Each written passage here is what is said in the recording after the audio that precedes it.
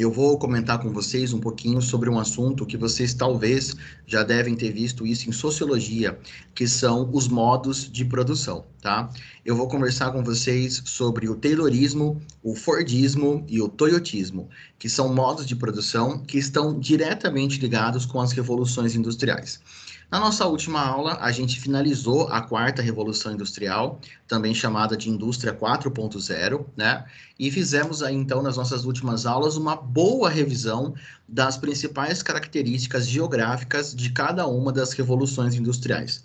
Começamos com a primeira, né? E pioneirismo inglês, carvão mineral, máquina a vapor, etc. Passamos para a segunda revolução industrial, surgem novos polos, petróleo, o domínio do manuseio do aço, motor a combustão, etc. Chegamos na terceira revolução industrial, que é uma revolução que está pautada, né, em cima da energia nuclear, da eletrônica, da informática, o começo da internet, fontes de energia como as hidrelétricas, a energia elétrica move, etc. Chegamos na quarta revolução industrial, a indústria 4.0, onde você vai ter fontes alternativas de energia, novos centros de poder, onde você vai ter muito desenvolvimento tecnológico, grande robotização, nanotecnologia, etc. Então, nós estamos construindo o pensamento de vocês a respeito do processo de já há algumas aulas. E na aula de hoje, pessoal, eu vou trazer para vocês os chamados modos de produção, tá? O que são os modos de produção, pessoal? Modo de produção nada mais é do que maneiras de você produzir, tá? Como o próprio nome sugere, né? Maneiras de você produzir utilizando algum tipo de característica específica que foi pensado por alguém. Então, são revoluções que você teve dentro da indústria na forma de você produzir, na maneira como você organiza o trabalho dentro das indústrias, tá? Então, os modos de produção não foram revoluções industriais. O modo de produção, eles estão dentro das revoluções industriais, porque você mudou e muito a forma como você organiza o espaço industrial, sempre pensando numa maior produtividade. Então, é importante vocês conhecerem esses, pessoal, para vocês saberem quais são as suas principais características, né? Para vocês conhecerem as principais informações sobre esses modos de produção e que para vocês também conheçam a forma como esses modos são distribuídos e o que acontece dentro de cada um deles. A grande sacada, pessoal, para você entender bem essa matéria, é que cada modo de produção foi pensado de uma forma. Cada modo de produção mudou o aspecto da fábrica de alguma maneira. Cada modo de produção ajudou a indústria a ser mais produtiva. E é justamente por isso que eles são tão importantes, né? Porque a gente entende como as indústrias produzem dentro dos modos de produção. Então, assim, modo de produção está dentro da Revolução Industrial. Porque quando a Revolução Industrial é algo maior, né? É algo que você muda a sociedade, você altera o espaço econômico, você altera o espaço social, político, você muda o mundo com a Revolução Industrial. Porém, dentro da fábrica, dentro da indústria, nós tivemos também grandes revoluções ali dentro, que são os chamados modos de produção. Formas, maneiras de você produzir, seguindo alguns princípios que alguém criou. Nós vamos conhecer quem são essas pessoas. Então, na aula de hoje, pessoal, eu vou explicar para vocês formas que a indústria produz, tá? Jeitos da indústria produzir. A gente chama isso de modos de produção. E ao todo, eu vou apresentar 3 para vocês. Eu vou apresentar o Taylorismo, eu vou apresentar o Fordismo e eu vou apresentar o Toyotismo. Se der tempo, eu também vou falar sobre o Volvismo, mas caso não dê, eu falo numa outra aula com vocês. Beleza, Lara, tranquilo. Então, nesse caso, vamos então passar para os modos de produção, vamos conhecer cada um deles e saber o que mudou dentro das indústrias, dentro de cada um desses modos, dentro de cada forma de se produzir. Beleza? Tranquilo? Fechou? Bora lá então, vamos começar? O primeiro modo de produção que a gente vai estudar, pessoal, é o Taylorismo, tá? O Taylorismo. E esse modo de produção, ele realmente deu uma boa revolucionada na forma de produzir, porque quem criou essa forma de produção é o Frederick Taylor, tá? E o Frederick Taylor, ele mudou muita coisa dentro da indústria e muita coisa que a gente usa nos dias de hoje, que as indústrias, as empresas usam até hoje. Quem criou isso foi o nosso amigo Taylor, tá? Então, o primeiro modo de produção que a gente vai conhecer é o Taylorismo, tá? Taylorismo, beleza? Com Y, o Taylorismo. E eu quero que vocês vejam um videozinho rapidinho que fala um pouquinho sobre o Taylorismo. Depois eu volto para completar a minha explicação, tá? Vamos conhecer o senhor Frederick Winslow Taylor, o pai do Taylorismo. Vamos lá.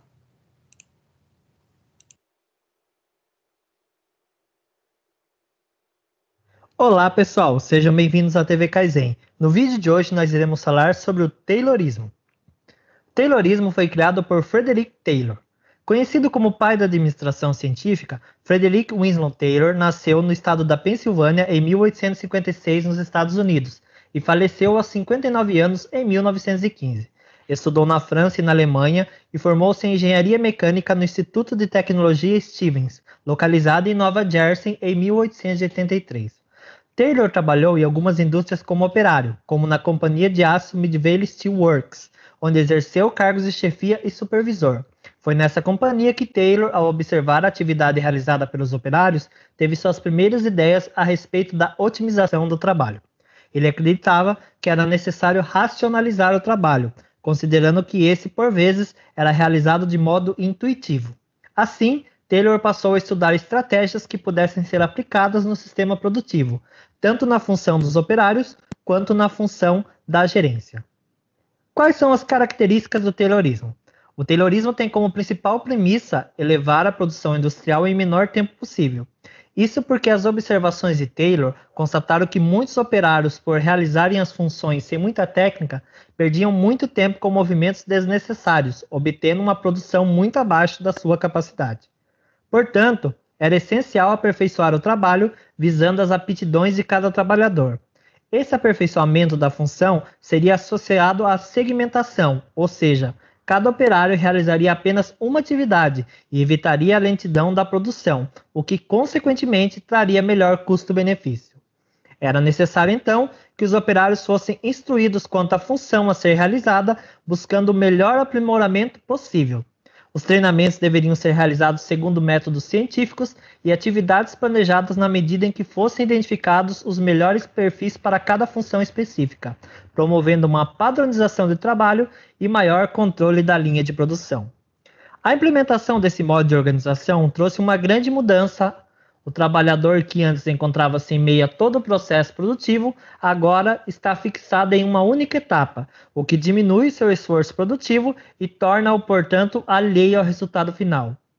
Outra observação feita por Taylor foi a de que a produtividade também está relacionada com o rendimento máximo do trabalhador. Sendo assim, para que esse seja estimulado a produzir, são necessárias algumas motivações, como a melhoria dos salários, a redução da jornada de trabalho, os descansos semanais remunerados e as bonificações conforme a produção.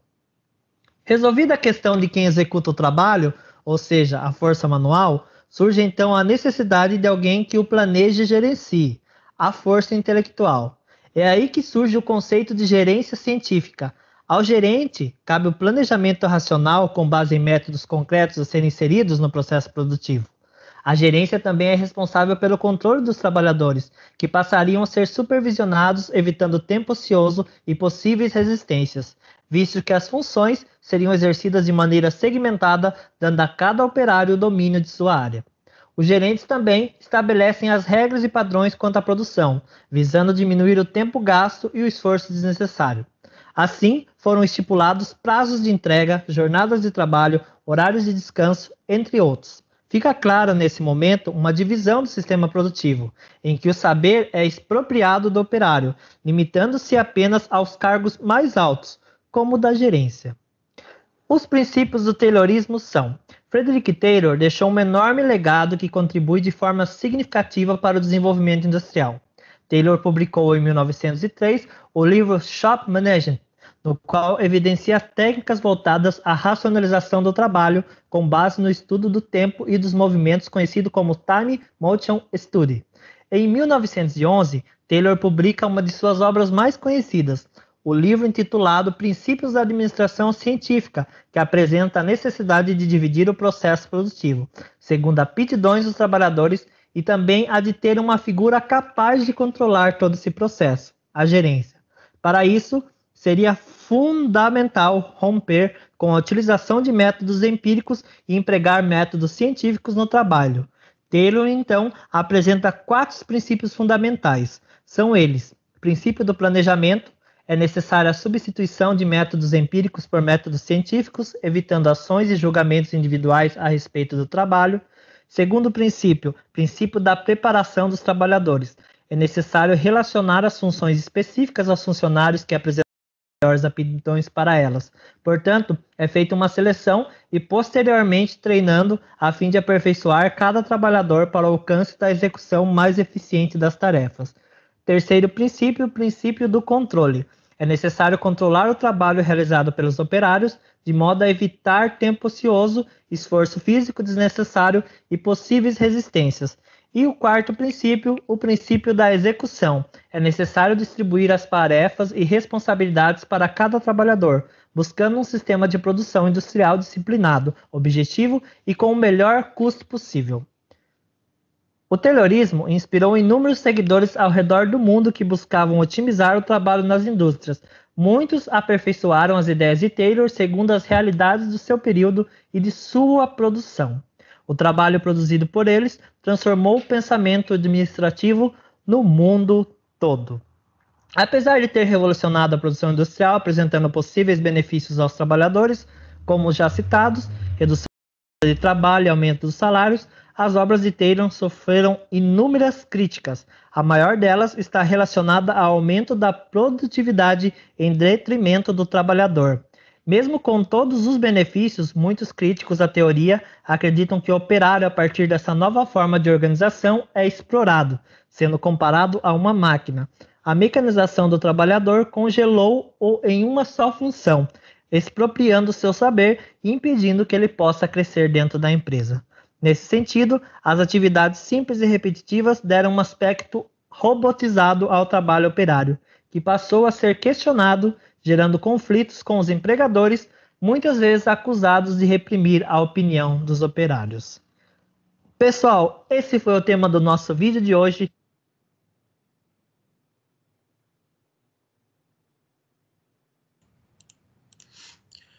Bom, vamos lá então, pessoal. O que é o Taylorismo, né? Então, o Taylorismo, ele foi um método de produção industrial, né? Que foi colocado em prática pelo Taylor, por isso que leva o seu nome, tá? Baseado num livro que ele escreveu, que foi Os Métodos da Administração Científica, tá? O que o Taylor pensou? O Taylor, ele olhava para a indústria, né, para o espaço da indústria, e ele via, pessoal, aquele espaço muito desorganizado. Ele via um espaço muito zoado, sabe? Ele via um espaço onde você não tinha uma organização dentro da indústria. Os funcionários ficavam espalhados, cada um deles fazendo, né, várias funções ali dentro, se locomovendo pela indústria, levando uma peça para cá, uma peça para lá.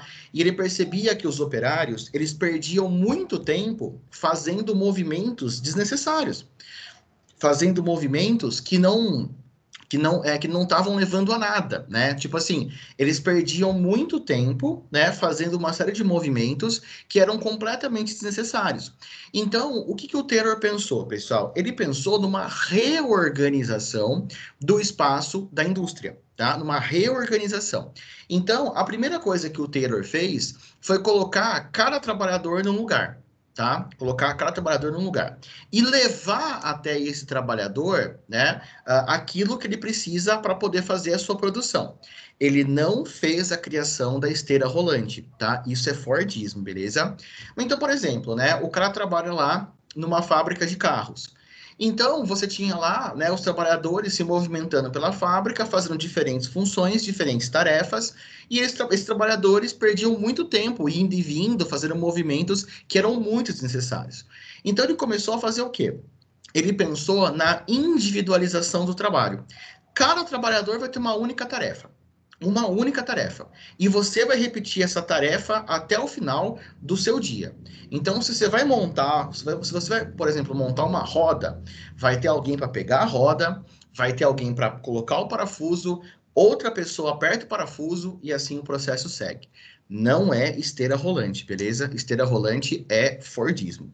Mas o Ford, ele pensou muita coisa do Fordismo, veio do Taylorismo, tá? Então o Taylor começou a pensar o seguinte, né? Que eu preciso organizar melhor o espaço de trabalho para que o meu funcionário produza mais. Né? Eu preciso deixar meu funcionário no espaço mais adequado possível para que ele possa produzir mais. Então, ele readequou o espaço do funcionário para que ele realmente fizesse somente movimentos que fossem produtivos, tá? Então, a partir disso, o espaço da fábrica começou a ficar organizado. Ficou organizado para que cada funcionário fizesse apenas uma única etapa do processo de produção. Que é um exemplo do Taylorismo no mundo de hoje, pessoal. Vocês devem ter assistido aquele filme Os Incríveis, certo? Aquela animação, muito boa por sinal. Vocês lembram como que é o trabalho do Senhor Incrível? Ele trabalha como se fosse num esqueminha de telemarketing, né? Não é exatamente isso, né? Mas o que que é? É um monte de quadradinho, é um galpãozão gigante, né? Com um monte de quadradinho, onde cada um fica no seu quadrado. Ele tem aquele espacinho para mexer no computador, né? Um telefone em cima da mesa, e uma cadeira para a pessoa sentar para conversar com ele. Coisa de seguro, né? Então, quando você olha o espaço que foi feito, eles aproveitaram melhor o espaço para que o trabalhador tivesse ali tudo que ele fosse necessário para fazer o seu trabalho. E muitas fábricas e empresas adotam o Taylorismo até hoje. Eles reorganizam o espaço da empresa para que o trabalhador fique dentro daquele espaço, muitas vezes confinado, realizando somente uma única tarefa. Tanto é que tem uma cena que o Senhor Incrível ele olha para fora e ele vê a quantidade de pequenas salas que existem ali dentro. Então, esse tipo de organização é taylorista, tá? Esse tipo de organização tá no taylorismo. Por quê? Você vai deixar o trabalhador mais produtivo. Então, na real, pessoal, o taylorismo, ele visava fazer o quê? Ele visava aumentar a produtividade. Tá? Não é que ele queria que o trabalhador fizesse mais esforço. Na verdade, ele queria que o trabalhador fizesse menos esforço com movimentos desnecessários. Então, ele precisava reorganizar o espaço de trabalho para que o trabalhador rendesse o máximo possível. E, é claro, sempre fazendo uma única função, uma única tarefa. E aí o Taylor percebeu também que quando você dava bonificações, o trabalhador rendia mais. Então, ele começou a adotar um sistema, pessoal, que era um sistema de metas, aonde, né, ele falava para os donos das fábricas estabelecerem metas, e quando os trabalhadores chegassem naquelas metas, eles teriam um aumento de salário. Meu, a gente faz isso hoje, né? Os seus pais que trabalham em empresas, banco, enfim, com certeza vocês já ouviram eles comentando que eles têm alguma meta para bater. E que se ele bater a meta do mês, ele ganha alguma coisa, né? Vocês já devem ter visto isso. E aí o Taylor, ele foi o cara que pensou nisso, entendeu? Porque até o Taylor ninguém tinha pensado nisso. Parece uma coisa tão simples, né? Mas ele pensou nisso. E aí ele começou, então, a criar os funcionários modelos. Aqueles funcionários que vão ser exemplos para os outros funcionários. Eles vão ser mais bem pagos, eles vão ter mais benefícios, e aí os outros funcionários vão olhar para aquele cara, para aquela mulher, e vão falar assim: caramba, meu, ele trabalha igual eu, só que ele trabalha melhor e ganha mais. Eu quero ser também um funcionário modelo. Sabe quem que é esse cara, essa mulher hoje? O funcionário do mês, entendeu? Quem nunca foi no McDonald's, no Burger King e não viu a fotinho lá, né? Funcionário do mês. E tá lá um cara ou uma mulher ali, né? E por sinal, eu sempre quis ser atendido pelo funcionário do mês, não sei vocês, mas eu sempre quis ser atendido, porque eu acho que deve ser um puto atendimento, né? Mas eu nunca encontrei nenhum funcionário do mês. Eu tenho uma teoria. Eu acho que a hora que você vira funcionário do mês no McDonald's ou no Burger King, você morre. Eu acredito nisso. Eu nunca vi um funcionário do mês trabalhando, mas ok.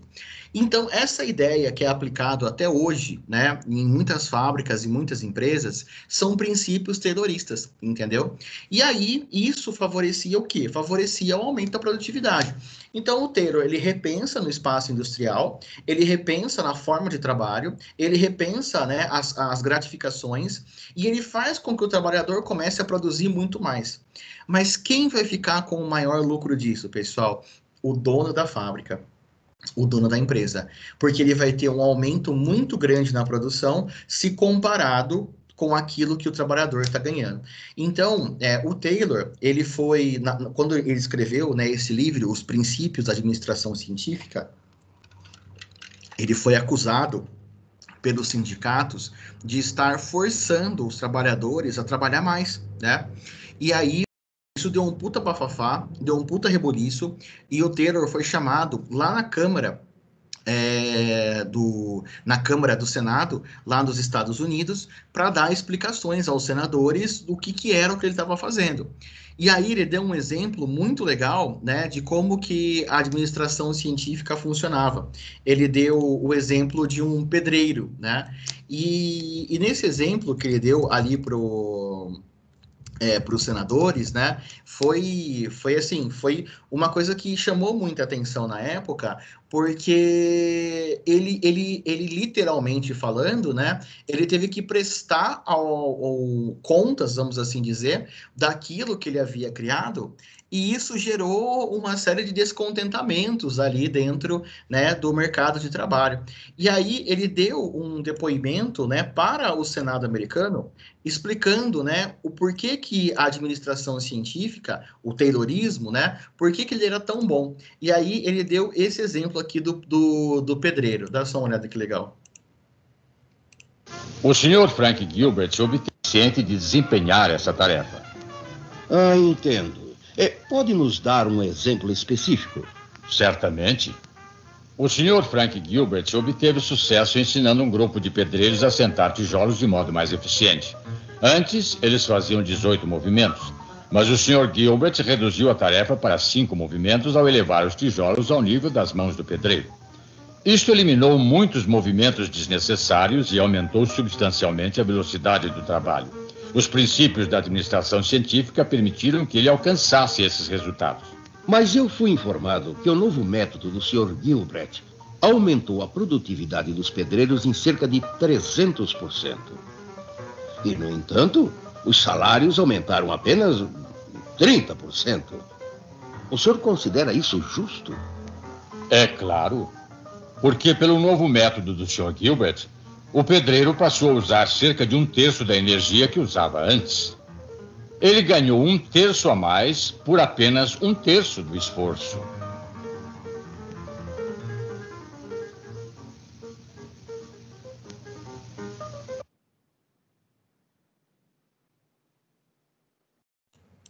Então, pessoal, essa foi exatamente a explicação que o Taylor deu para o Senado americano. Ele usou o exemplo do pedreiro, né? O exemplo aí do Sr. Gilbert, como ele falou. Então, é claro que a sacada do Taylor era aparentemente fazer com que o funcionário estivesse trabalhando menos. Mas, na verdade, o funcionário continuava trabalhando do mesmo jeito, só que ele melhorou o espaço do trabalhador. Como, por exemplo, né, trouxe os tijolos ali perto e elevou ao nível dele. Então, não é que ele trabalhou menos, é que ele deixou de perder tempo caminhando para pegar até o tijolo, né? E com isso, o muro ficava pronto mais rápido, por exemplo, né? A produção da fábrica aumentou muito e o cara ganhava um pouco a mais, que era o trabalhador. Mas jamais perto do lucro que ele deu para os donos das fábricas. Então, o Taylor, ele deu uma grande revolucionada na produção industrial, pessoal, principalmente porque ele trouxe muita técnica, né? Ele trouxe muito aprimoramento, ele trouxe muita qualificação científica para dentro da indústria que nunca havia sido organizada de nenhum tipo de forma. A indústria simplesmente era um barracão com máquinas de pessoas lá dentro e ninguém nunca pensou em organizar aquele processo, né? Em trazer um espaço adequado, em colocar um plano de metas, trazer o funcionário modelo, né? Pagamentos de bonificação pela produção. Ninguém tinha pensado nisso. O Taylor pensou nisso, né? E é por isso que ele nossa, ele acabou revolucionando o modo de produzir. E verdade seja dita, muitas empresas, elas usam o Taylorismo até os dias de hoje, né? Até os dias de hoje, o Taylorismo, ele é colocado em prática em muitas empresas. A gente pode ver sistemas de metas, bonificações, funcionário do mês, né? A gente vê tudo isso até os dias de hoje. Então, realmente, foi uma grande mudança, uma grande revolução que o Taylor fez dentro do processo de industrialização. Beleza? Tranquilo? E aí, pessoal, fala para mim. Taylorismo, deu para entender? Ficou alguma dúvida? Deu para pegar bem o que é o Taylorismo? Como estamos aí? Tudo bem? Tudo beleza? Deu para pegar as principais características do Taylorismo?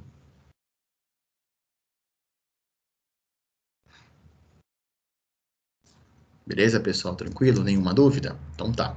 Aí, antes de acabar a nossa aula, eu queria começar com vocês o Fordismo, tá? Porque o Fordismo, ele é quase que uma evolução do Taylorismo, entendeu? Na verdade, eu não diria que ele é uma evolução, eu acho que ele é um aprimoramento, tá? Porque o Fordismo, ele acabou pegando muita coisa do Taylorismo e aprimorando, né, dentro de uma outra realidade que eram as esteiras rolantes, que foi ideia do Ford fazer isso, né? Então dá só uma olhadinha nesse vídeo aqui, pessoal, bem interessante, bem rapidinho, que ele faz uma comparação do Taylorismo com o Fordismo, tá? Dá só uma olhada.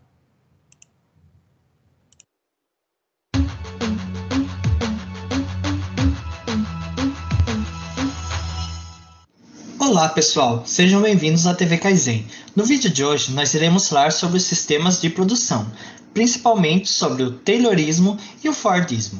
No início do século XX, duas formas de organização de produção industrial provocaram mudanças significativas no ambiente fabril, o Taylorismo e o Fordismo. Esses dois sistemas visavam a racionalização extrema da produção e, consequentemente, a maximização da produção e do lucro.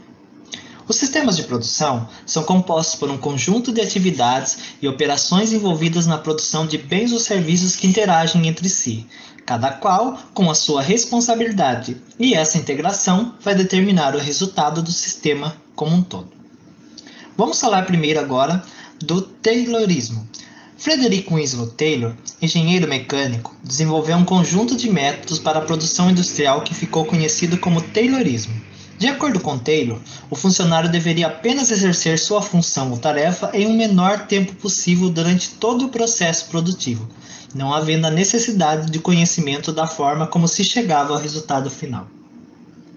Sendo assim, o Taylorismo aperfeiçoou o processo da divisão técnica do trabalho, sendo que o conhecimento do processo produtivo era de responsabilidade única do gerente, que também fiscalizava o tempo destinado a cada etapa da produção.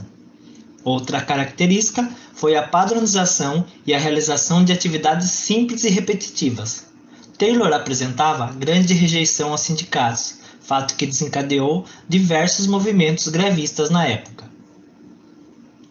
Vamos falar agora sobre o Fordismo.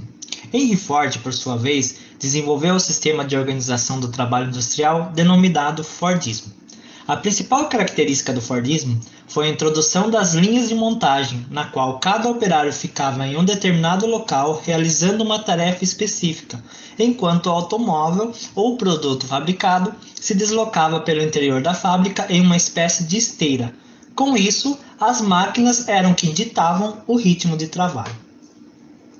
O funcionário da fábrica se especializava em apenas uma etapa do processo produtivo e repetia a mesma atividade durante toda a jornada de trabalho, fato que provocava uma alienação física e psicológica nos operários, que não tinham noção do processo produtivo do automóvel.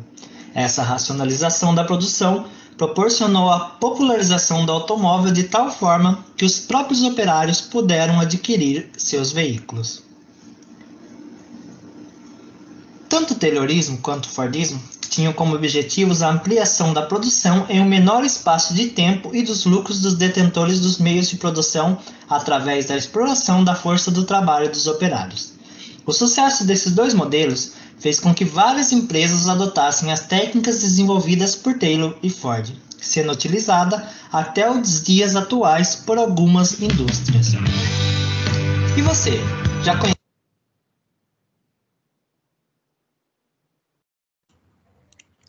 Então, como vocês puderam perceber, né, pessoal, o Fordismo, ele é quase que uma evolução, né, uma evolução do Taylorismo, uma vez que o Ford, ele se aproveitou muito, né, de cada uma, de cada parte, né, que o Taylor havia pensado, e ele transformou isso, né, numa forma aonde ele simplesmente criou essa linha de montagem, né? Ele criou aí essa esteira rolante, vamos assim dizer, e isso levava, né, o trabalho até o trabalhador, né?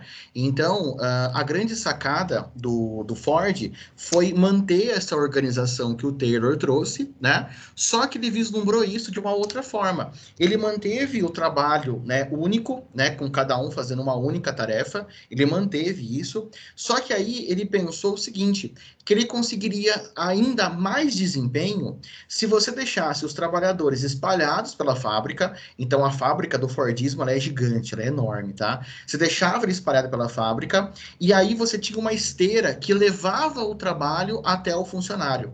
E com um detalhe muito interessante, se você quisesse que o seu funcionário produzisse mais, você aumentava a velocidade da esteira, entendeu? Então, isso era uma forma de você fazer com que o trabalhador tivesse mais produtividade em cima de um sistema que já era produtivo, que o Taylor acabou inventando, né? Acabou pensando, e você vem com o Fordismo, pessoal, que coloca essa esteira rolante, que praticamente faz com que o trabalhador só repita uma única função dentro do trabalho, chegando até ele.